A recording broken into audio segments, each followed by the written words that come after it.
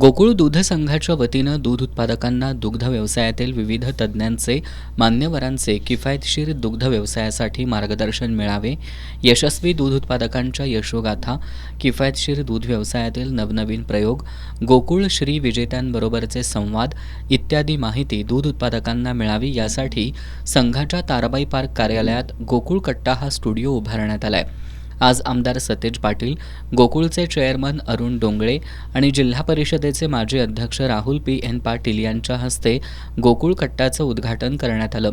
यावेळी आमदार सतेज पाटील यांच्यासह सर्व मान्यवरांनी नव्यानं उभारण्यात आलेला गोकुळ कट्टा या स्टुडिओची पाहणी करून माहिती घेतली।